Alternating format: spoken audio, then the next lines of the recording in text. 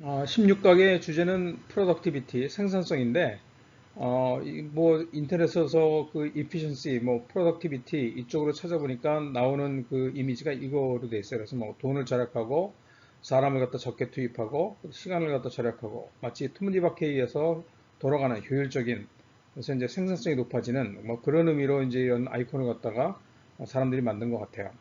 그래서 이 아이콘이, 이 이미지가 이번 강좌의 그런 대표 이미지라고 할 수가 있겠습니다. 자, 12주차 두 번째 부분입니다. 여기에서는 우리가 뭘 볼 거냐면 생산성을 갖다 볼 거예요. 생산성. 보통 이제 생산성 그러면 우리가 경제학 공부한 사람들이나 경영학 공부한 사람들은 이 금전적인 그런 인센티브에 따라서 이제 생산성이 달라질 것이다라고 믿는데, 여기서는 이제 물론 이제 그 금전적인 인센티브도 중요하지만 그 외의 것들도 있다는 거죠. 그래서 일터에서 사람들이 일하는 동기와 행동을 갖다 이해하기 위해서는 금전적인 것뿐만 아니라 인지적이고 심리적인 장애, 그다음에 근로 환경을 갖다 만들어내는 그런 프레임을 갖다 우리가 찾아야 된다. 그걸 갖다 가까이 들여다보아야 한다. 주민해야 한다라고 얘기하고 있어요. 거기에 더해서 동시에 근로의 그런 사회적 맥락, 상황을 갖다 멀리서 줌아웃해서 우리가 보아야 이런 생산성을 갖다 더 증대시킬 수 있다라고 얘기하고 있습니다. 그래서 이제 그 뭐 카데나하고 다른 사람들이 연구에 따르면 그런 근본적인 그런 인간의 행동 요인은 뭐냐면, 기본적으로 사람들은 즉각적인 만족을 위해서 장기 목표를 미루거나 타협하라는 경향이 있다. 이 시간 선호라는 그런 것으로 우리가 이제 봤죠. 그 전반부에서. 그다음에 이제 계획상의 오류, 이게 플래닝 펄러시라고 얘기를 하는데, 이게 뭐냐면 선호하지 않는 과제에 직면한 행동으로 사람들은 그 과제를 완료하는데 필요한 시간을 과소평가하고 나중에 해도 돼, 시간 충분히 있어 라면서 그 과제에 대한 작업을 갖다 미루는 경향이 있어요. 그래서 이렇게 금전적인 요소 이외에 생산성 증대의 그런 인지적이고 심리적이고 사회적인 그런 장벽들이 있는데, 예를 들어서 공공 서비스를 제공하는 사람들에 대한 뭐 불충분한 그런 동기부여, 예를 들어서 학교 교사들이 잦은 결석을 한다든지 의사들이 뭐 태만하게 뭐 업무에 임한다든지 하는 것들. 그다음에 두 번째, 행동의 의사를 실제적으로 행동에 옮기는 것의 어려움. 그죠? 이게 이제 인텐션하고 액션이 분리되는, 그죠? 그런 걸 갖다 얘기하는 거죠. 이것도 장벽이 될 수가 있고, 그다음 다른 분야에서 효과적인 것으로 입증된 사업과 농업 기법이 잘 도입되지 않는 것.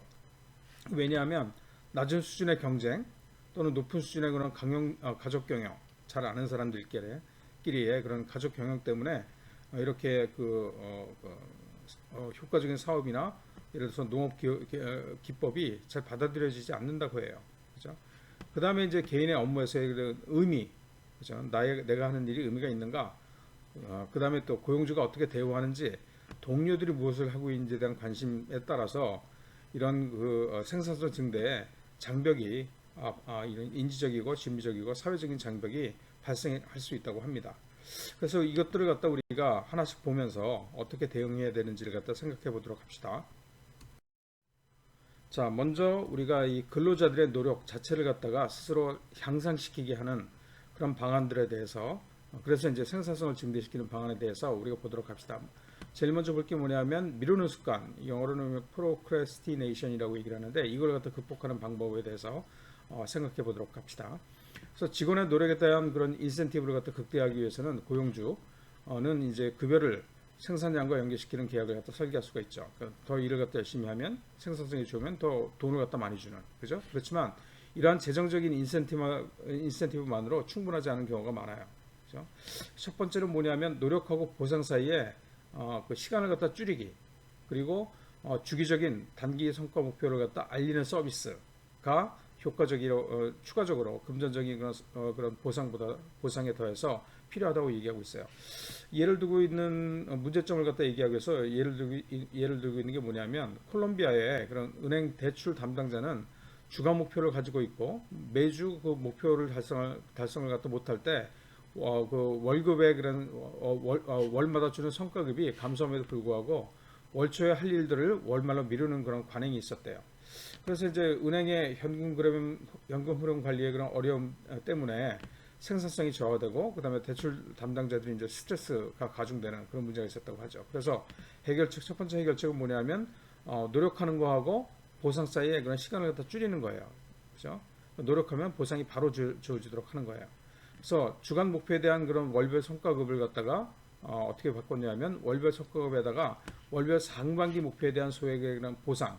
그래서 예를 들어서 뭐 비싼 게 아니라 뭐 영화표 같은 걸 갖다 줌으로써 뭐예요? 이런 노력과 보상 간의 그런 시간을 갖다가 시간차를 갖다 줄이는 그런 방법이 또 그 적용이 되었었고 두 번째 결적으로는 단기 목표, 단기 성과 목표 알림 서비스 리마인더라고 하는데 대출 담당자에게 주간 목표에 대해서 상기를 시키고 목표 성과에 대한 그런 현재 진행 상황을 갖다 업데이트를 갖다 해줌으로써 위에서 얘기했던 이런 문제점들을 갖다가 해결할 수 있었다라고 얘기하고 있어요. 그래서 노력하고 보상 사이의 그런 시차를 갖다 줄이는 것, 그죠? 그다음에 이렇게 그런 성과 목표를 갖다가 계속 리마인드 상기시켜주는 서비스를 통해서 이런 생산성을 갖다가 증대할 수 있었다라고 얘기하고 있습니다. 그 다음에 미루는 습관을 갖다 극복하는 방법으로서 두 번째로 이제 제시한 게 뭐냐면 의도하고 행동하고 차이를 갖다가 좁혀주는 거예요.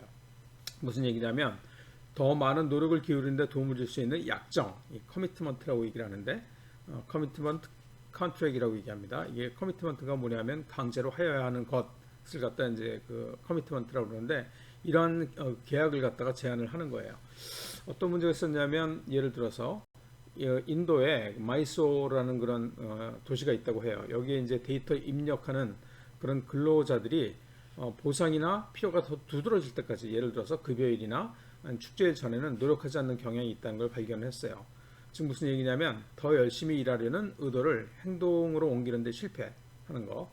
아까도 얘기했던 의도하고 행동하고 이 차이가 나는 거, 디바이드, 분리가 되는 그런 문제점이 발견이 됐다고 합니다. 그래서 설문조사 해보니까 근로자의 4분의 3이 좀 더 자주 출근하는데 도움이 되기 때문에 왜냐하면 출근해야지 돈을 주니까 결석을 금지하는 규정이 있다면 좋을 것 이랬는데 이제 동의를 했다고 합니다. 지금 무슨 얘기냐면 열심히 일할 의도가 있지만 노력하지는 않는 그런 문제, 행동으로 나타나지 않는 문제가 있었다는 거예요. 그죠? 그래서 해결책이 뭐였냐면 매주 자신의 목표량을 설정하고 여기 이제 커미트먼트를 하게 만드는 거예요. 그런 계약을 갖다 하는 거예요. 그래서 성취에 따라서 성과급을 받는 그런 약정 계약, 위에 얘기한 커미트먼트 컨트랙을 갖다가 제안을 했대요. 그래서 목표를 달성하지 못할 경우에 급여를 더 적게 받을 위험이 있음에도 불구하고 3분의 1 이상이 이걸 선택을 했다고 해요. 즉 뭐냐면 근로자의 노력에 대한 그런 추가적인 동기를 갖다가 발현시킬 수 있는 그런 선택권을 갖다 제시함으로써 이런 의도하고 행동의 그런 차이점을 갖다가 극복하는 데 도움이 되었다라고 얘기하고 있습니다.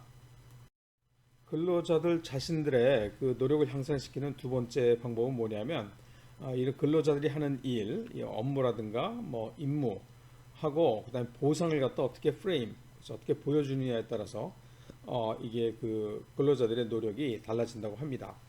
그래서 근로자의 생산성은 업무의 가치를 어떻게 인식하느냐 또는 근로자에 대한 대우를 어떻게 인식하느냐에 따라서 달라질 수 있다고 얘기를 하고 있어요. 두 가지 첫 번째 볼 건 뭐냐면 임무의 중요성 및 근로자들의 가치에 관련해서 얘기를 하면 근로자 사전 교육 단계 이게 오리엔테이션이죠. 에서 만들어진 이 프레임 그죠? 자신의 그 일을 갖다 보는 틀이 이후에 그런 생산성에 영향을 줄 수 있다고 하는 거예요. 첫 번째는 뭐냐면 이제 그 업무의 중요성을 갖다 강조함으로써 그런 가치를 갖다 느끼게 해서 자신들의 일에 대한 그런 생산성을 향상시킬 수 있다고 얘기를 하고 있어요. 근로자들은 자신을 위한 이기적인 보상 이외에 어느 정도 본질적인 동기나 내재적인 만족감, 이타적인 만족감, 그죠? 으로 업무를 수행할 수 있다고 얘기를 합니다. 그 경우에 더 생산성이 오를 수 있다라고 얘기하고 있어요. 첫 번째 이 오른쪽 위에 예를 갖다 보면 미국 대학에서 이제 모금 행사를 하는데 이 기금 모금자에 대한 그런 사전 교육을 하면서 두 개의 그룹으로 나눠서 했대요. 첫 번째 그룹은 장학금을 받은 학생들이 그러니까 이 모금을 해서 장학금을 갖다 주는데 이 장학금을 받은 다른 학생들의 그런 삶에 어떤 변화를 갖다 줄 수 있는지에 대해서 얘기를 했대요. 이게 이타적인 만족감이죠. 두 번째 그룹은 이기적인 만족감, 즉 모금 기술이 나의 미래의 직업에 어떻게 도움을 줄 수 있는지에 대해서 이제 얘기를 했대요. 오리엔테이션 하면서 결과를 보니까 그룹 1이 그룹 2보다 69% 거의 70% 정도를 갖다 더 모금을 했다고 합니다. 그래서 이 업무가 그죠? 이 이타적인 그런 그 목표, 그다음에 이제 중요성을 갖다가 가지고 있다고 얘기해 주는 게 그런 그 생산성을 높이는데 영향을 줄 수 있는 예로서 들었죠. 두 번째는 뭐냐면 개인으로서 그런 가치를 갖다가 강조를 하는 거예요. 뭐 업무가 중요하다는 뭐 사회적으로 이타적으로 나의 일이 이제 가치가 있다는 걸 알려주는 것도 중요한데 이게 이제 그 개인으로서의 그런 그 노력이 부각이 돼야 된다는 얘기예요. 이게 이제 오른쪽에 아래 예를 갖다 보면 인도의 그 소프트웨어 회사에서 이제 오리엔테이션을 했대요. 세 가지 그룹으로 나눴는데 첫 번째 그룹은 그냥 통상적인 오리엔테이션으로서 뭐 기술 훈련, 그다음에 회사의 정보 이런 것들을 갖다 제공을 했고 그룹 3에서는 지금 이 그룹 1에서 한 거에다가 1시간짜리 회사의 정체성, 회사에 관한 거죠. 그다음에 성공 요인과 자긍심을 갖다 고취하는 그죠. 그리고 명찰을 달아주는 명찰에는 회사 이름만 있도록 그렇게 했대요. 두 번째 그룹이 특이한데 이 그룹 1의 그런 통상적인 오리엔테이션에다가 1시간짜리 자신의 특성, 그죠? 을 성찰하게 하고 또 적용을 해보라고 얘기를 했어요. 그다음에 유니폼도 줬고 그 유니폼에다가 명찰을 달았는데 이거 자신의 이름이 인쇄된 명찰을 줬대요. 그래서 자아 성취감 훈련을 갖다가 시켰다는 거예요. 두 번째 그룹은. 결론적으로 어떻게 나왔냐면 결과가 6개월 후에 그룹 2보다 그룹 1이 이직률이 그룹 1은 2.16배. 그러니까 이 그룹 1 사람들이 이직을 더 많이 했다는 거예요. 회사를 더 많이 떠났다는 거예요. 그룹 3 같은 경우에는 3배나 더 많이 그룹 2보다 3배나 더 많이 이직률이 높았다고 합니다. 그죠? 그래서 이 자신의 특성을 갖다 강조한 그런 오리엔테이션을 받은 그룹들이 더 뭐예요? 다른 데로 떠나지 않고 생산성이 높았다라고 얘기하고 있어요. 그래서 근로자의 이직률을 상당히 감소시킬 수 있고 개인으로서의 가치를 갖다가 강조하면 그다음에 서비스를 이용하는 회사 고객들 사이의 만족도도 향상시켰다고 합니다. 지금 방금 저 슬라이드에서 이 그 할 일의 임무, 그죠? 그다음에 보상하고 틀을 짜는데 그 금전적인 보상도 물론 중요하지만 그런 자아 성취라든가 아니면 이타적인 그런 기여를 한다는 그런 것도 보상을 갖다 줄 수 있기 때문에 그 이 생산성을 향상시킬 수 있다라고 얘기했어요. 두 번째는 뭐냐면 이 그 보상의 틀을 짜는 것과 관련해서 호혜주의라는 게 있어요. 호혜주의, 리사이프로시티라고 얘기를 했는데 이게 뭐냐면 상대방이 협력을 하면 나도 똑같이 협력을 한다. 상대방이 배신하면 나도 배신한다. 라는 원칙이에요. 이게 tit for tat이라고도 얘기를 하는데, 그죠? 이 단순한 원칙을 일관되게 사용하면 협력이 배신하는 것보다 더 많은 혜택을 줄 것이라는 점을 명확하게 인지하고 사람들이 협력하게 되는 거예요. 그래서 reciprocity라고 얘기하는데 뭐 상호주의, 호혜주의라고 합니다. 이걸 갖다 이런 틀로 이런 근로자들의 일의 그런 그 임무의 가치를 갖다가 보상을 또 틀로 이용할 수 있다라고 얘기하고 있어요.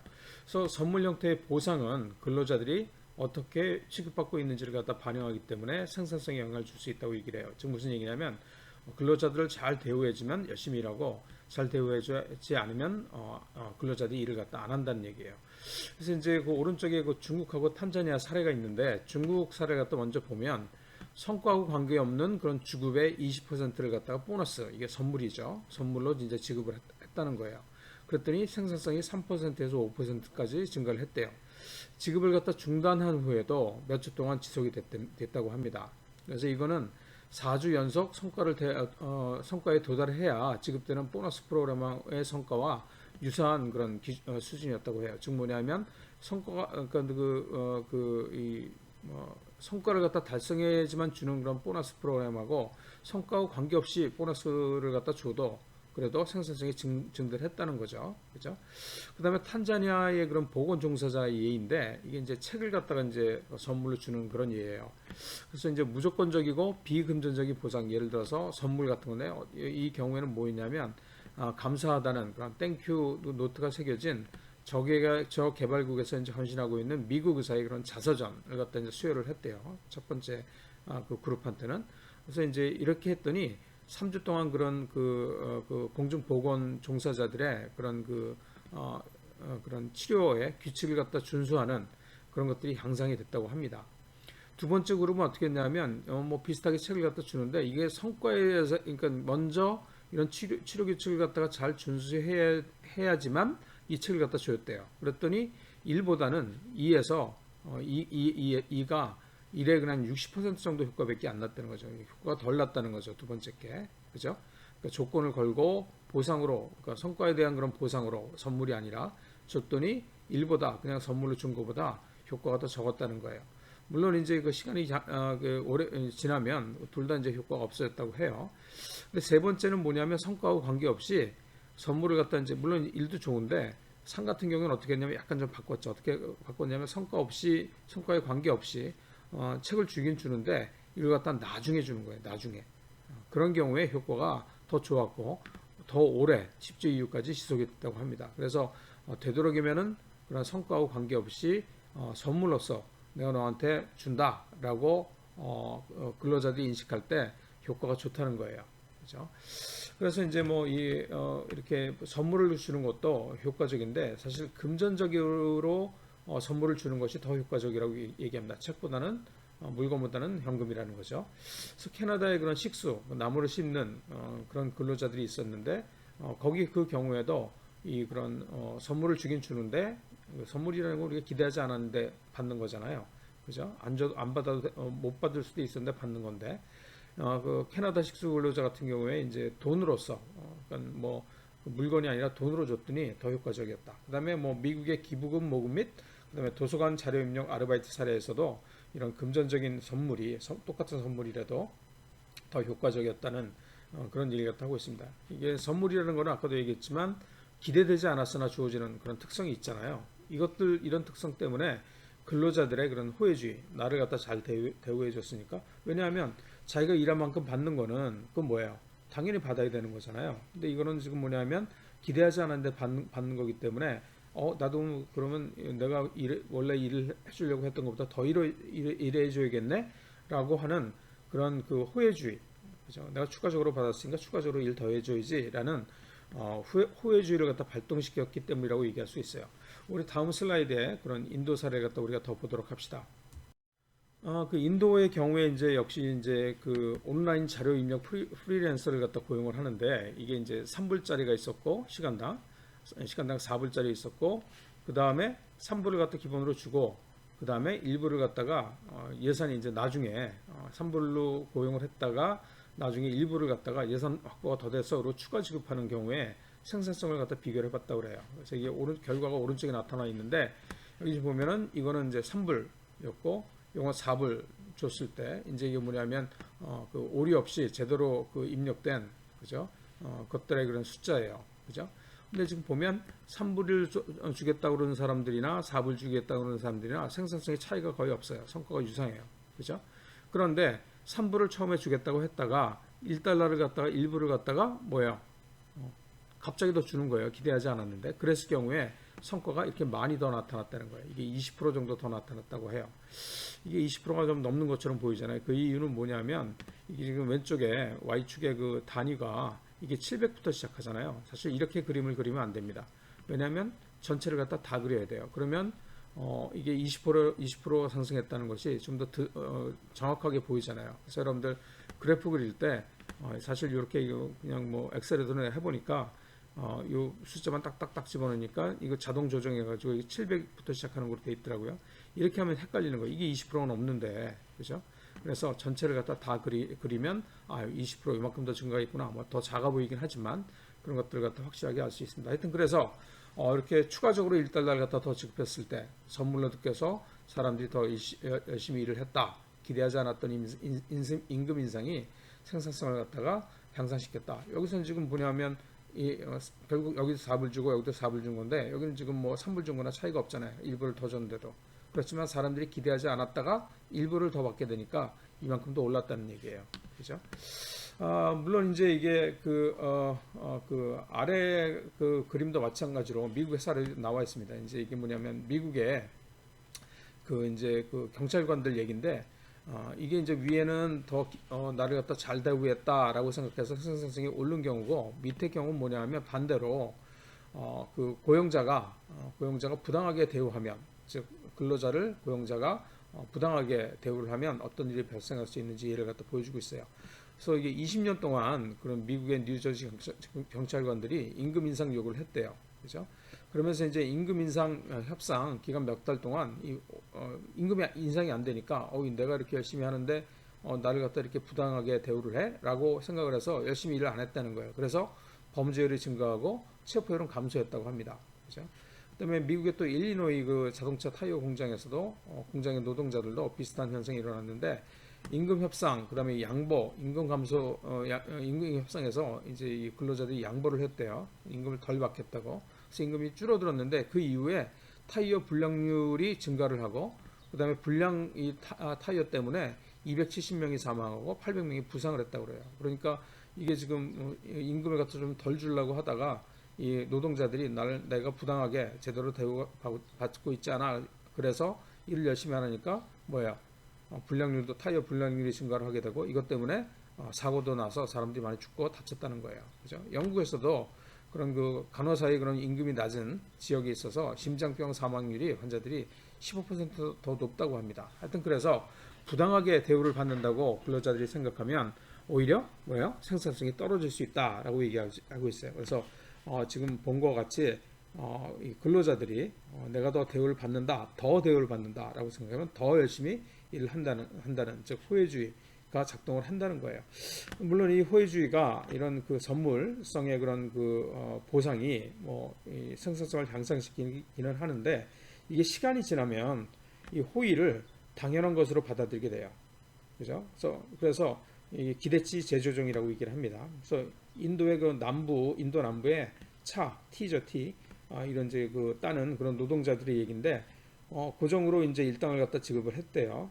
그러면서 이제 일정 수준을 갖다 더 따면 중량으로 이제 지급하는, 그죠? 더 많이 지급하게 되는 거죠. 그래서 1개월 후에 이제 최저임금이 도입되고, 그 다음에 이런 중량에 따라 추가 지급하는 선물의 성격의 그런 임금이 그 지급이 돼서 일당이 한 30% 증가를 했대요. 그러면서 그러니까 거기에 반응해서 생산성도 높아져서 생산이 34%, 37%까지 증가를 했대요. 문제는 뭐냐면 이렇게 계속 주니까 사람들이 이걸 당연한 거로 받아들여서 기대치가 조정이 돼서 4개월 후에는 생산성 증가가 10%로 하락을 했대요. 그죠?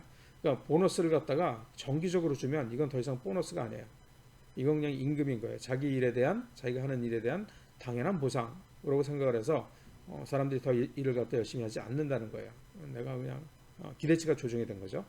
그래서 이 그 근로자들은 노력에 대한 보상을 받아야 하는지에 대한 그들의 기대치의 영향을 잘 받고 기대치가 높으면은 내가 대우를 받는다고 생각하면 호혜주의에 입각해서 열심히 일을 하고 그죠?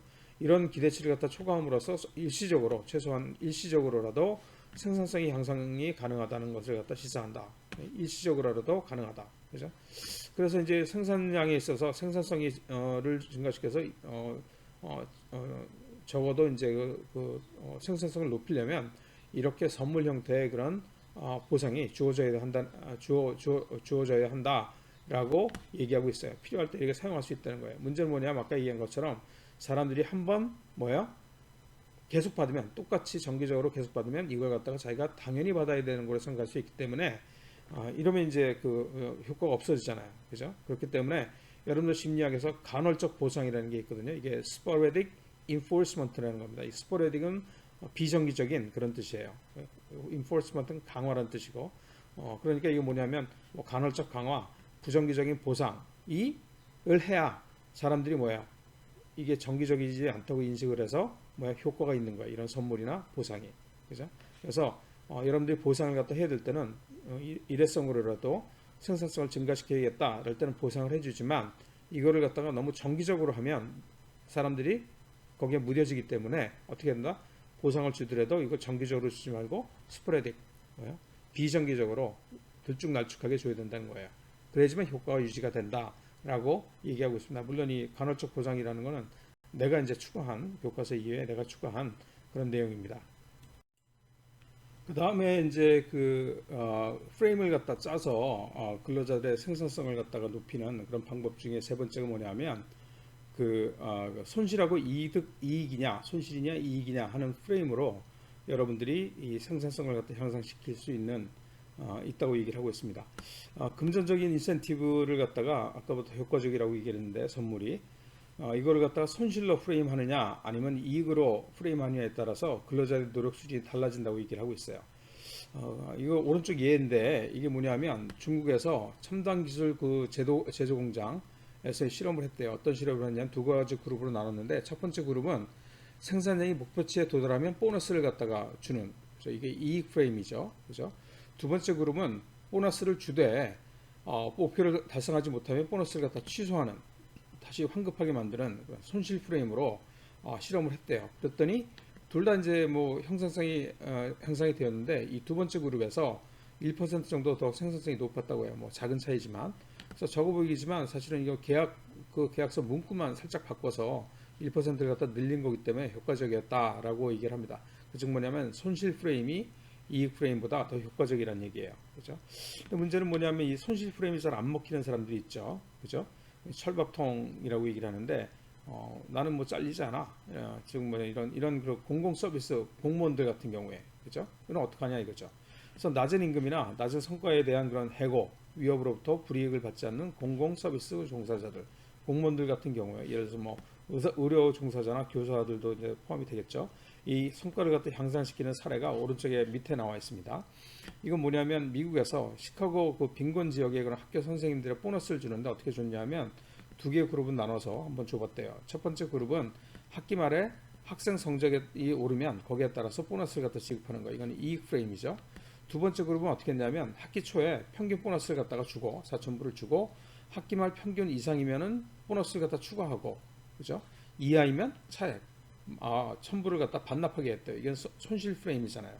결과적으로 보니까 그룹 2의 선생님들의 선생님들이 가리킨 학생들의 수학 성적이 1보다 20%에서 40% 정도 더 높았다고 합니다. 그래서 이 그 손실 프레임이 잘 안 먹히는 경우에도 우리가 뭐 공무원 등 그런 경우에도 프레임을 갖다 좀 바꿔서 그런 그 생산성 또는 성과를 갖다가 높일 수 있는 그런 방안을 갖다 사례를 제시하고 있습니다. 프레임과 관련돼서 이제 네 번째 생산성을 향상시키는 방법은 뭐냐면 경쟁적인 근로 환경을 갖다 조성하는 것입니다. 사람들은 비슷한 일을 하는 다른 사람들과 자신을 갖다 비교하는 경향이 있어요. 그래서 이게 이제 그 경쟁적인 근로 환경을 갖다 조성하는 것이 근로자에게 동기를 부여하는 강력한 방법이 될 수 있다라고 얘기하고 있습니다. 그래서 이제 우리가 순위 또는 이제 사회적 비교를 갖다 고려해야 된다라고 얘기하고 있어요. 그래서 이제 이게 보면 그 뭐 얘가 지금 나와 있는데 독일의 한 기업의 그런 생산성에 대한 그런 근로자의 생산성 순위를 갖다 포함시켜서 급여 명세서에 이제 넣었대요. 그랬더니 생산성이 7% 증가했다 그러고, 그다음에 네덜란드 소매점의 그런 매출 경진 대회를 갖다 열었더니 보상이 특별히 없었음에도 불구하고 매출이 증가했다고 얘기하고 있어요. 그다음에 또 이제 그 또 중요한 게 뭐냐면 이 recognition, 인정을 갖다 받는 거예요. 이 인정은 재정적인 인센티브보다 더 효과적일 수 있다라고 얘기하고 있어요. 그래서 예를 든 게 뭐냐면 이 오른쪽에 예인데 그 잠비아에서 여성 그런 콘돔을 고객에게 판매하는 그런 그 공중 보건 캠페인을 갖다가 이제 그 미용사 지역에 있는 그 마을에 있는 미용사들한테 이제 판매를 갖다 시켰대요. 근데 이제 이게 어떻게 했냐면 크게 네 가지 그룹으로 나눴다고 합니다. 첫 번째 그룹은 보상이 전혀 없는 거예요. 판매만 하게 한 거고 이게 컨트롤 그룹이죠. 두 번째 그룹은 이제 돈을 갖다가 줬는데 얼마를 줬냐면 총 수익의 10%를 갖다 수수료로 줬다고 합니다. 그다음에 세 번째 그룹은 이 10%가 아니라 90%를 갖다가 굉장히 많은 그런 수수료를 갖다가 이제 받아갈 수 있도록 했대요. 그랬더니 재밌는 건 뭐냐면 이런 금전적인 보상이 없는 경우나 약간 있는 경우나 많은 경우에 있어서 그런 그 팔린 콘돔의 숫자가 차이가 안 났대요.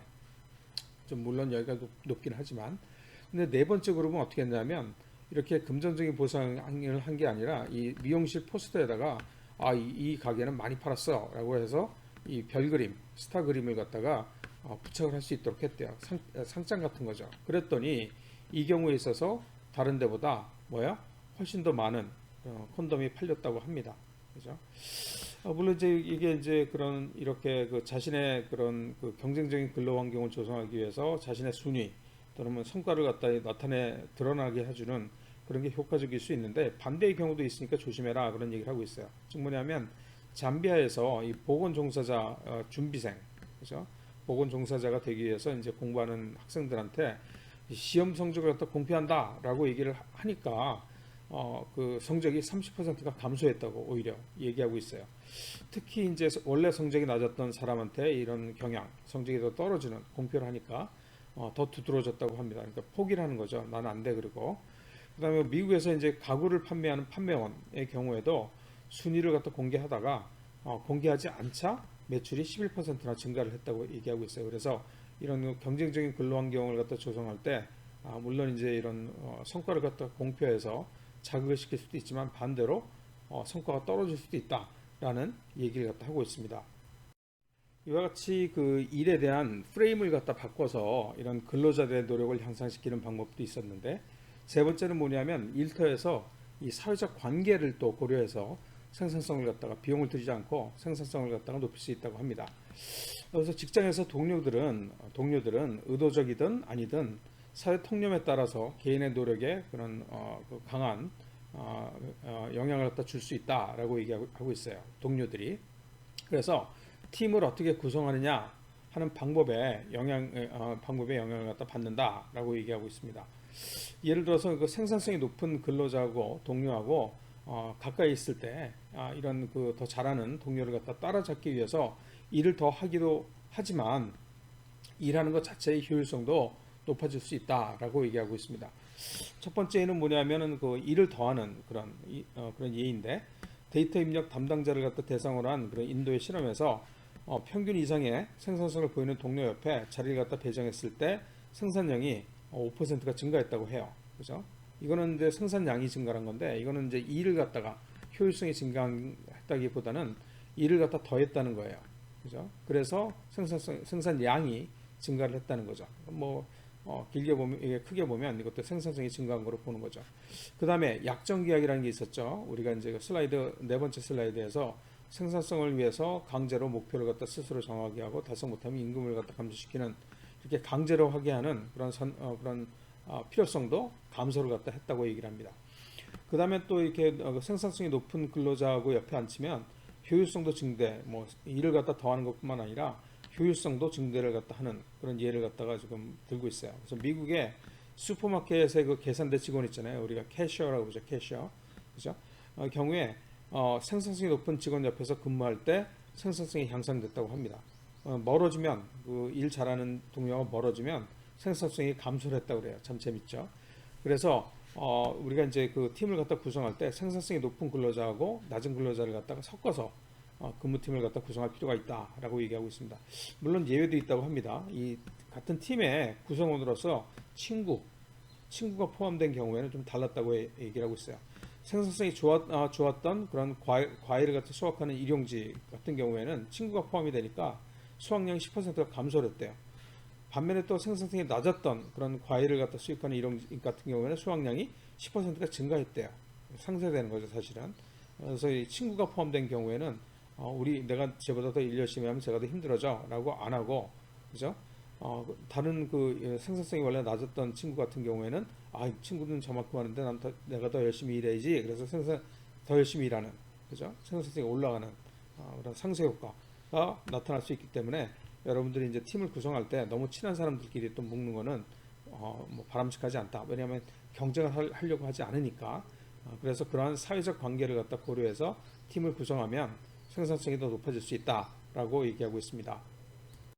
지금까지는 우리가 이 일 잘하는 그런 이미 고용된 그런 근로자들을 어떻게 하면 일을 갖다가 더 잘하게 해서 생산성을 높일까라는 걸 봤다면 지금부터 볼 건 뭐냐면 애초부터 일을 갖다 잘하는 근로자를 채용해서 생산성을 갖다 높이는 그런 방안에 대해서 얘기하고 있어요. 그렇죠? 자, 그래서 이제 이상에서 우리가 임무 및 보상을 어떻게 프레임하는가, 그 다음에 사회적 관계가 어떤가에 따라서 생산성이 달라질 수 있다라고 얘기를 했잖아요. 그래서 채용을 할 때에도 유사한 영향이 있을까라는 거예요. 즉, 특히 이제 그 공공부문의 구직자들, 공무원들을 갖다 뽑을 때에도 이런 것들이 이제 유인이 될 수 있을까라는 질문을 하고 있는 겁니다. 공공 분야에서도 이런 사회 친화적인 선호는 물질적인 인센티브 동기를 갖다 대체할 수 있다고 얘기를 하고 있어요. 그렇다면 반대로 물질적인 인센티브가 사회 친화적인 그런 선호를 갖다 끌어들일 수 있을까라는 질문을 하고 있는 거예요. 결론은 뭐냐면 물질적인 인센티브는 를 주면 더 높은 자격 요건을 갖추고 공공서비스에 대한 높은 동기를 가진 지원자들을 갖다 끌어들일 것이다 라고 얘기하고 있어요. 그러니까 지금 무슨 얘기냐면 그 사회적 친화적인 선호 중요하지만 물질적인 인센티브도 무시하면 안 된다는 거예요. 그래서 예를 든 게 뭐냐면 멕시코에서 연방 정부의 그런 지역사회 개발 요원 갖다가 발전시키는 그런 요원들을 갖다 모집하는데 임금을 갖다 두 가지로 했대요. 다 똑같은데 하나는 3,750페소 정도. 이게 이제 상위 한 65% 정도 되는 거고, 그 다음에 5,000페소. 이건 상위 80%. 그죠? 더 자격 있는 했더니 이 5,000 그 상위 80% 그런 그 임금을 갖다 제시한 경우에 더 자격 있는 지원자가 채용됐다라고 얘기를 하고 있어요. 이 경우에는 이제 사실 이전의 임금이 22% 정도 더 높았대요. 그럼에도 불구하고 정책 참여 및 사회 정의 구현을 더 매력적으로 인식을 해서 사람들이 지원을 갖다가 이쪽으로 했다는 거죠. 그래서 이제 이렇게 이제 5천 페소를 갖다가 받고 그 채용된 사람들이 더 많은 가구를 갖다 방문하고 더 많은 마을 회의를 갖다 조성했다고 합니다.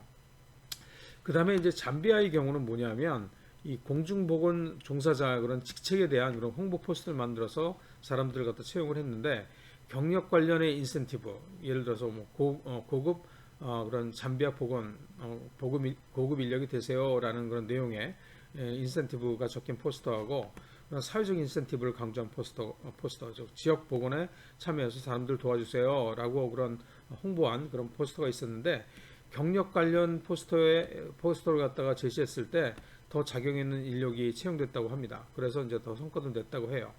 그래서 이제 이게 우리가 아까 네 번째 슬라이드에서 봤던 자아 성취라든가 그다음에 개인화하는 그런 프레임이 효과적이라는 그런 예라고 또 얘기하고 있습니다. 이상은 지금 그 근로자를 갖다 고용하거나 아니면 규모가 큰 그런 기업들에 있어서 생산성을 갖다 향상시키는 그런 장애가 뭐고 극복하는 방법이 뭐냐를 갖다가 이제 봤다면 지금부터 볼 건 뭐냐면 이 소규모 기업이나 아니면 자영업자 같은 경우에는 자신이 바로 근로자잖아요. 그런 경우에는 어떻게 해야 되냐 이거예요. 어떻게 성과를 갖다 향상시키고 생산성을 향상시키느냐라는 주제를 갖다가 얘기하고 있습니다. 그래서 지금 지금까지 언급된 그런 생산성 향상의 그런 장벽이 되는 것들은 이런 문제들은 세계 노동력의 60%를 차지하는 자영업자들에게도 이제 적용이 된다라고 얘기하고 있습니다. 자영업자들에게는 이상에 언급된 의도와 행동의 사이의 그런 차이, 인텐션하고 액션하고 디바이드가 생긴다고 얘기를 했잖아요. 그 다음에 잠재적인 그런 기회를 놓칠 가능성이 더 커질 수가 있다고 얘기하고 있어요. 왜냐하면 이 자영업자들 아니면 규모가 작은 그런 기업 같은 경우에는 고용자가 적거나 없거나 적거나 아주 없을 수가 있고, 그다음에 노력에 대한 그런 외부적인 강요가 없기 때문에 그죠?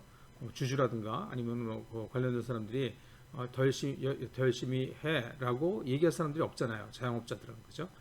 그렇기 때문에 이제 이게 또 문제가 될 수 있다는 거예요. 특히 보험이나 신용시장이 부재한 그런 개도국 상황에서는 이런 자영업자들의 위와 같은 문제가 더 심각할 수가 있다라고 얘기하고 있어요. 예를 든 게 뭐냐면 그 가나의 소규모 기업가에 대한 그런 현물 서비스, 그러니까 돈으로 주는 게 아니라 장비 등을 갖다 주는 거죠. 그 다음에 현금을 갖다가 지원하는 그런 프로그램이 있었대요. 근데 이제 현물을 지원받은 경우에는 이윤이 24%가 증가를 했다고 하고, 현금을 갖다 지원받은 경우에는 수혜자가 다른 데 쓰는 거예요. 자기 기업에, 왜냐하면 자기 마음대로 할 수 있으니까, 자영업자니까. 가정사 등의 가정의 일 등에 돈을 갖다 일부 써버려서 사업 이윤이 정체되는 그런 걸 갖다 발견했대요. 그죠? 그래서 이제 이게 더 문제가 될 수가 있다는 거예요. 그래서 이제 자영업자들에게는 손실이 이익보다 더 커 보인다면 그런 개인 자영업자들은 손실을 갖다 피할 뿐만 아니라 잠재적인 그런 이익을 갖다 발생할 수 있는 가능성을 그런 것들을 소홀히 하게 된다. 왜냐하면 소득 증가의 한계 효용이 낮기 때문에. 예를 들어서 이게 뭐 더 일해서 뭐하냐, 돈 더 많이 버는 것도 많이 버는 것도 아닌데라고 생각할 수 있다는 거예요. 얘가 뭐냐면 미국하고 스위스 등의 그런 고소득 국가에서 이제 발생한 일인데, 시간 및 노력 분배가 자유로운 그런 택시 운전사, 뭐 자전거 택배 등이 예를 갖다 들고 있어요. 이 사람들은 일정 목표 수입이 도달하면 그날에 그러면 일하는 시간을 갖다 줄이거나 시간당 노력을 갖다 줄인대요. 이 개도국 상황도 사실은 이 선진국 고소득 국가하고 마찬가지라고 얘기하고 있습니다. 이 케냐의 자전거 택시 운전사도 그런 성향을 보인대요. 즉 뭐냐면 일정 일당을 갖다 확보하면 더 이상 일을 안 한대요. 그다음에 인도의 그런 수산물 시장에서 일하는 고용인들도 생선 가격이 올랐음에도 물고기를 갖다 적게 잡는다는 거죠. 어부들이. 그죠? 그래서 이렇게 개도국에서 놓친 기회를 상기시키거나 간단히 이익 증가 분만을 계산해서 보여주기만 해도 이런 문제가 개선될 수 있다고 얘기하고 있습니다. 이거는 물론 이제 규모가 더 큰 기업들도 마찬가지라고 얘기를 하고 있습니다. 그래서 이제 인도의 예를 들고 있는데 인도의 그런 대형 섬유 공장의 그런 생산 파트에 이제 건물에 층계들이 있는데 여기에 이제 그 생산하면서 남아진 그런 재료들 이런 것들이 쓰레기처럼 쌓여 있었다고 해요. 그죠? 그다음에 뭐 장애물 및 그다음에 분류되지 않은 그런 제곱들만 정리해도 불량률을 줄일 수가 있고 이윤이 증대가 가능한 상황이었는데 이걸 안 한다는 거예요. 왜냐하면 이미 이윤을 갖다 내고 있다, 충분하다라고 생각하고 있어 이 큰 기업임에도 불구하고 그렇기 때문에 생산성의 향상에 그런 필요성을 갖다 못 느끼고 있었다는 거예요. 그래서 생산성을 갖다 향상하려는 노력을 갖다가 대기업들도 인도 같은 경우에 하지 않고 있었다, 이런 문제가 있었다라고 얘기하고 있어요. 이렇게 자신이 바로 근로자인 그런 자영업자 같은 경우에 그런 소규모 기업을 포함해서 이 성과를 갖다 향상하는데 이제 이러한 문제점이 있다고 얘기를 했죠. 그래서 이제 그 이유가 뭐냐 도대체 세 가지를 갖다 추측할 수 있다고 얘기를 하고 있어요. 첫 번째는 뭐냐면 이런 소규모 자영업자들 같은 그런 작은 사업체들 같은 경우에 경쟁에 직면하지 않았을 수도 있고, 그죠? 그다음에 고객들은 특히 개도국에서 두 번째는 뭐냐면 고객들이 가격의 비중을 갖다 덜 두고 가격보다는 뭐예요? 소유주 자영업자와의 관계에 더 비중을 갖다 둘 수도 있고, 그죠? 경쟁이 없는 거죠, 그러니까. 그 다음에 세 번째는 뭐냐면 이 자영업자 같은 경우에 사업을 갖다가 단독으로 혼자서 관리를 해야 되잖아요. 그죠? 그렇기 때문에 이런 자영업자들 개인의 사업 수행에 필요한 그런 시간 또는 자금, 밴드위드라고 얘기를 한다고 그랬죠. 또는 인지적인 자원에 많은 부담을 갖다 지게 되기 때문에 자영업자들이 의사결정을 하고 생산성을 향상시키는 게 쉽지 않다고 얘기하고 있어요. 그래서 이제 특히 이제 모든 것을 혼자 결정해야 되는 그런 소규모 기업과 자영업자들의 그런 사업 수행을 위해서 필요한 그런 제한적인 시간, 자금, 밴드위스를 갖다 고려를 해야 된다. 그것이 이상적이다라고 얘기하고 있어요. 사업을 설계할 때는. 그래서 예를 들고 있는 게 뭐냐면 도미니카 공화국의 예인데 이게 rules of thumbs, 이게 휴리스틱이라고 그랬죠. 대충 하는 거예요. 의사결정할 때. 이 어림짐작에 의한 그런 거기에 근거한 그런 회계 교육 과정, 단순한 거죠. 그러니까 예를 들어서 뭐 사업 계좌하고 개인 계좌를 갖다 분리해야 된다. 봉투를 갖다 따로 해서, 그죠? 사업 이익하고 그 다음에 개인적으로 쓸 그런 돈하고 분리를 갖다 시켜라. 이렇게 단순한, 그죠? 그런 훈련을 갖다 제공한 그런 경우하고 그룹하고, 두 번째는 뭐냐면 아주 정식으로 회계학의 기초를 가르치는 커리큘럼 두 가지를 갖다 이제 실시를 했다고 그래요. 그랬더니 우리가 생각할 때는 이게 뭐 정식 회계학을 갖다 제대로 가르쳐 주는 게 더 효과가 있지 않을까 생각을 하는데, 그렇지 않고 이 사람들은 골치가 아프기 때문에 이미 자신들이 결정해야 될 게 많기 때문에 오히려 이렇게 rules of thumbs, 휴리스틱에 근거한 그런 단순한 회계 교육 과정을 갖다 들은 사람들의 매출이 오히려 더 30% 이상 증가를 갖다 했다고 합니다. 그죠? 그러니까 단순하게 만들려는 얘기예요. 그런 교육 훈련 과정을 갖다가. 왜냐하면 자영업자들은 이런 문제가 있기 때문에, 그죠? 기업보다도 이런 생각들을 갖다 나눠서 여러 사람이 의사결정하는 기업보다도 혼자 다 해야 되기 때문에 또 부담이 많아지기 때문에 단순하게 만들라는 얘기예요. 그게 더 오히려 생산성을 갖다 향상시킬 수 있다라고 얘기하는 겁니다. 그래서 단독으로 활동하는 그런 사업가의 생산 잠재력 증가를 위한 방안으로 그 다음에 이제 생각할 수 있는 게 사회적 네트워크를 갖다 이용하는 거예요. 그 안에서의 관계를 활용하는 것도 가능하다라고 얘기하고 있어요. 니카라가 예를 들고 있는데 어떤 사업을 했냐면 사업 계획을 갖다 수립하고 그다음에 기술 지원을 받고 전문가 또 자문을 갖다 받는 조건으로 200%를 갖다 지원했대요. 이 자영업자들한테. 그랬더니 이 지역사회 네트워크의 그 지도자들, 마을의 지도자들, 그 공동체 지도자들이 수혜자하고 동일한 그런 사업 보조 프로그램에 참여한 경우에 오히려 더 효과가 좋았다고 합니다. 오히려가 아니라 그냥 좋았다고 합니다. 그래서 이런 경우에 농업 의존도 아무래도 이제 수익이 덜 나니까 농업 같은 경우 어려우니까 상업이나 아니면 제조업 쪽으로 사람들이 많이 돌아갔다는 거예요. 그래서 농업 의존도가 줄어들고 그다음에 비농업 소득도 160%가 증가를 했다고 합니다. 1.6배가. 그죠? 그러면서 이제 사회적 소통도 증가를 했다고 해요. 그죠? 그래서 이제 그런 그 사회적 네트워크를 갖다가 이용해서 그 안에서의 관계를 갖다 활용하는 방법도 이런 자영업자 같은 경우에 생산성을 갖다 향상시킬 수 있는 그런 방안이다라고 얘기하고 있습니다. 그 다음에 이제 생산성을 갖다 향상시키는 네 번째 방법이 뭐냐면 신기술을 갖다 수용하게 하는 거예요. 여기서 지금 농업의 예를 갖다 들고 있지만 다른 부분도 사실 다르지 않습니다. 다른 그런 분야도 다르지 않습니다. 농업 같은 경우에 이제 예를 들면 비료의 사용을 갖다가 할 때 하거나 아니면 그 경작 재배 기술과 같은 단순한 기술을 사용하지 단순히 이런 기술들을 사용하지 않기 때문에 이런 개도국의 농업 그런 노동 생산성의 차이가 매우 크게 나타나거든요. 그래서 이러한 그런 투자의 부족의 대부분은 사실은 개도국의 보험이나 신용시장에 없는 것 때문에 발생하는 것으로 설명이 될 수가 있다고 얘기를 하고 있습니다.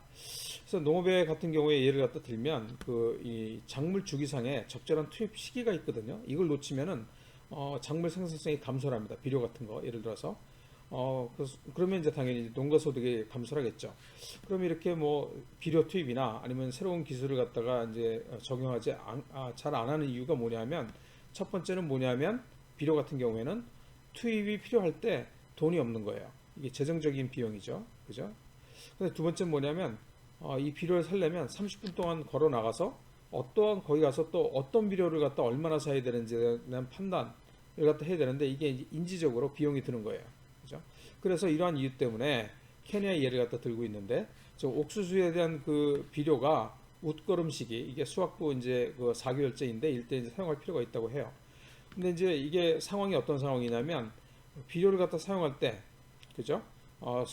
소득을 갖다가 11에서 17%까지 증가를 갖다 시킬 수 있다고 해요. 근데 실제로 사용한 농가는 지금 나온 것처럼 그 시비를 갖다 해야 될 때 비료를 갖다 그때 사게 되면 한 26% 이게 이제 수확기에 사놓지 않고 돈이 있을 때 사놓지 않고 시비 바로 직전에 구입하는 그죠? 이게 초록색 26% 정도밖에 안 됐다는 거예요. 사업 전에는. 그래서 어떤 사업을 갖다 했냐면 NGO가 수확 바로 다음 그죠? 돈이 있을 때 미리 사도록 한 거예요. 그죠? 그러면서 이제 이거 이제 금전적인 재정적인 비용을 갖다가 감소시키기 위해서 돈이 있을 때 사도록 했고 그 다음에 인지적인 비용을 갖다 줄이기 위해서 적절한 비료 그러니까 NGO가 판단해서 전문가가 판단해서 필요한 그런 비료를 갖다가 사서 무료로 배단을 갖다 해줬대. 배단. 그랬더니 어떻게 됐냐면 사업 후에는 수확 바로 후에 42.5%가 비료를 갖다가 사서 투입을 갖다 이때 했다는 거예요. 그죠? 4개월 후에. 그러면서 이제 비료를 갖다 주는 그런 행태가 64% 증가했대요. 그죠? 아까 26%였는데 1.64배가 됐으니까 이게 42.5죠. 그러니까 즉 이게 됐다는 얘기예요. 그죠? 이거는 어느 정도 효과냐면 비료를 갖다가 살 때 50%를 갖다 지원하는 효과하고 유사합니다. 그게 뭐냐면 여기 지금 그림에서 보면 이때 이제 사람들이 26%밖에 안 사니까 어떻게 해요? 공짜로 갖다 이때 공짜로 배달해 주겠다. 그러면 이제 35.6%가 사는 거고 거기다 50% 우리가 보조할게 라고 해봐야 40.2%가 사람들이 이제 비료를 갖다 시비하게 되는데 사업 후에는 수확 후 바로 이제 그 돈을 갖다 지불하게 하고 미리 지불하게 하고 배달을 갖다 공짜로 해줬더니 42.5%가 시비를 갖다 했다는 거니 이때 가서 그죠? 오히려 이렇게 아주 돈을 갖다 적게 드리고 무료로 비료를 갖다 배달하는 것만으로 50%의 그런 보조를 갖다 주는 사업하고 거의 동등한 오히려 더 많은 사람들이 비료를 갖다 사용하기 시작했다는 거예요. 그것들 통해서 생산성이 향상이 됐다는 거예요. 그러니까 훨씬 더 적은 비용으로 같은 효과 또는 더 많은 효과를 갖다 볼 수 있었다. 그렇게 해서 이제 농업의 신기술을 갖다가 수용하게 하는 그런 예로서 지금 소개하고 있습니다. 그 다음에 이제 신기술을 갖다 수용하게 하기 위해서 우리가 또 고려해야 되는 게 뭐냐면 이 잠재적인 이득에 대한 그런 간과를 많이 하는데 이게 왜 그러냐면 이 자영업자 같은 경우에 특히 농민 같은 경우도 마찬가지고 주어진 시간 동안에 여러 가지 일을 갖다 처리해야 되는 그런 농부들에게 특히 이게 심각할 수 있다고 얘기를 합니다. 이게 scarcity of attention, 그죠? 주목을 갖다 적게 하는 희소한 것, 주목이 이제 희소한 그런 상황을 갖다 얘기하고 있어요. 예를 들고 있는 게 뭐냐면 인도네시아에 이제 해초 양식업자가 있는데 지금 보면 이제 해초를 갖다 기르는 겁니다. 그런데 여기 이제 이 해초를 갖다 기를 때 생산에 영향을 주는 요소들이 굉장히 많아요. 지금 여기 지금 9가지나 된다고 합니다. 그죠? 그래서 뭐 어디다 해야 되는지, 바다에서 어디다 해야 되는지, 그죠? 그 다음에 그 물의 깊이, 그죠? 그 다음에 이 팟이라고 그러는데 해초들을 갖다 이제 묶어 놓은 거잖아요. 얘네들의 이제 뭐야? 거리, 그죠? 요 거리. 그 다음에 얼마나 이거 갖다가 단단히 묶어야 되는지, 그 다음에 물의 방향, 그죠? 그 다음에 어떤 그 해초인지, 그죠? 저기 종류, 해초의 종류, 언제 그러면 이게 수확을 해야 되는지, 그죠? 그 다음에 여기하고 여기 사이의 간격, 그 다음에 이 전체 길이, 이런 것들을 갖다가 다 고려를 해야 된다는 거예요. 9가지나 고려를 해야 된다는 거예요. 그러다 보니까, 뭐야?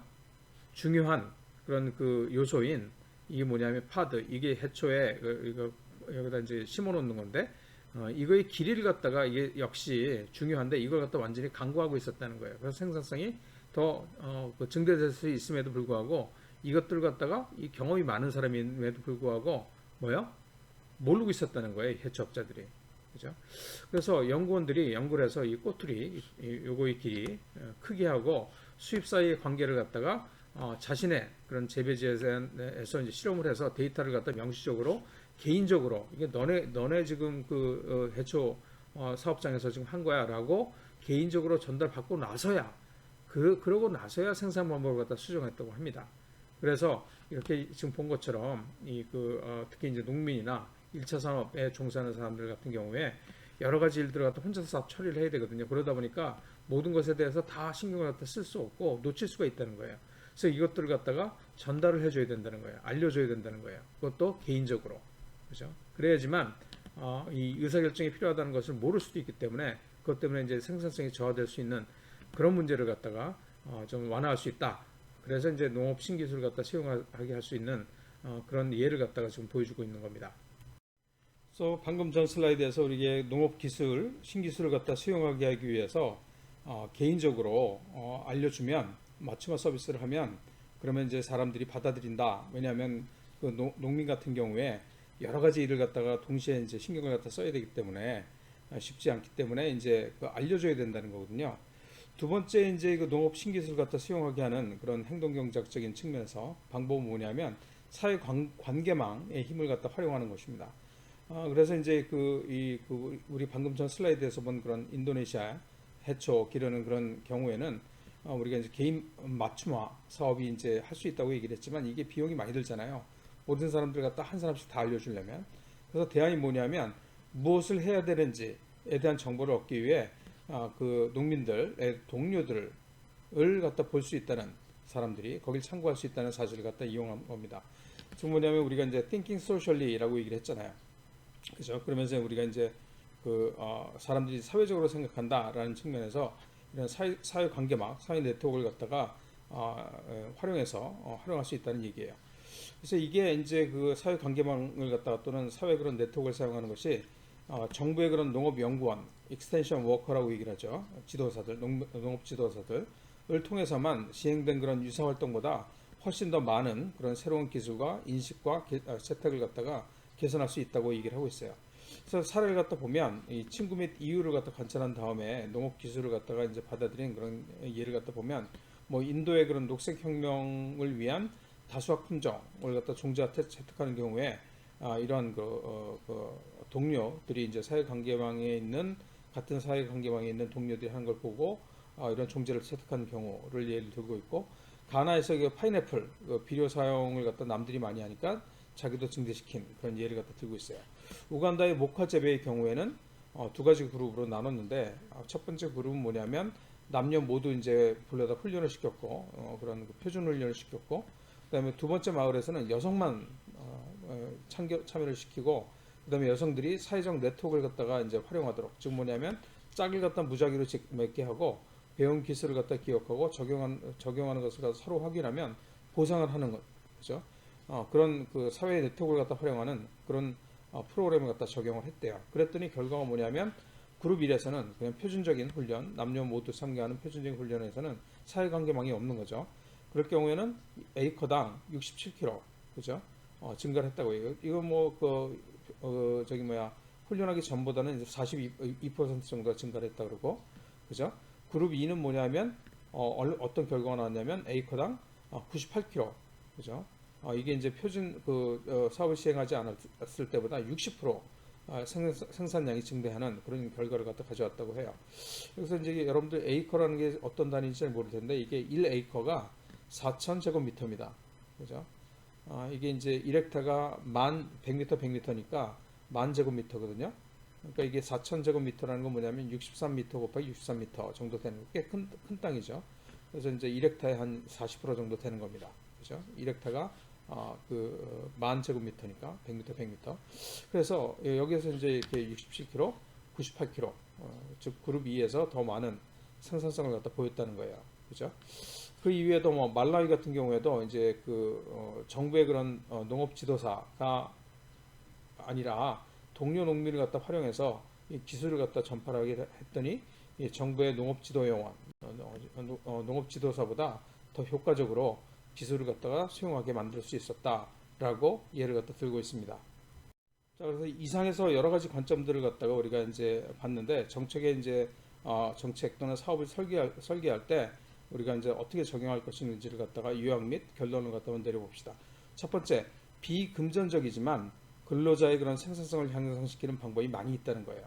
그죠? 뭐 우리가 봤던 거는 노력하고 보상 사이의 그런 시차를 줄여서 의도하고 행동의 차이를 갖다가 줄이는 방법. 그죠? 그다음에 관대한 대우를 받고 있다는 그런 인식을 증진하는 방법. 그다음에 부당하게 대우를 받고 있다는 인식은 정함시키는 방법. 그죠? 돈이 많이 안 든다는 거 이런 것들은. 그다음에 근로자들의 임무에 대한 가치를 갖다가 인식을 갖다 증진하도록 하는 것. 예를 들어서 뭐 생산성 경진 대회 같은 걸 열어서 뭐 우수상 종이 한 장 주는 거예요. 그냥 수여한다든지. 그죠? 그다음에 경쟁적인 그런 근무 환경을 갖다 조성하는 것. 그다음에 중요한 준거 그룹으로서 기준을 삼는 그룹으로서 동료 역할을 갖다 활용하는. 그죠? 그렇게 해서 이제 생산성을 갖다 향상시키는 방법들이 있다라고 얘기를 하고 있어요. 그다음에 위에 이제 얘기한 그런 내용뿐만 아니라 전달 방법, 접근하는 방법도 중요하다고 얘기를 하고 있습니다. 우리가 봤던 케냐의 비료를 갖다 활용하는, 그죠? 그 경우에 있어서 농민들이 수확 직후에 배달되었을 때가 비료를 갖다 실제로 필요로 했던 몇 달 후보다 농민들의 그런 비료 구매를 갖다 계산하는데 더 효과적이었다. 그죠? 그다음에 말라위하고 우간다에서 새로운 농업 기술에 대한 정보는 이제 동료들로부터 왔을 때 더 큰 영향을 미칠 수 있었다. 그죠? 그래서 사람들은 여러 가지 유형으로 이제 이루어져 있기 때문에 정역에 대한 그런 동일한 결과를 얻기 힘들죠. 또 효과가 없을 수도 있다라고 또 한 발 빼고 있어요. 그래서 가장 효과적인 개입 방법을 찾는 것은 여러 접근 방법들을 동시에 또는 순차적으로, 그죠? 시도를 갖다 포함해야 된다. 우리가 11장에서 더 자세하게 본다고 얘기를 하고 있어요. 이렇게 해서 본질적으로 실험적인 접근 방법을 갖다 우리가 해서 여러 가지 그런 우리가 얘기한 방법들을 갖다 시도를 해보고 거기에서 가장 효과를 크게 낼 수 있는 방법들을 갖다 우리가 현장에서 찾아야 된다라고 얘기를 하고 있어요. 특히 이제 이런 방안들이 저비용을 갖다 고려할 때는 시도할 만한 그런 가치가 있다라고 결론을 맺고 있습니다.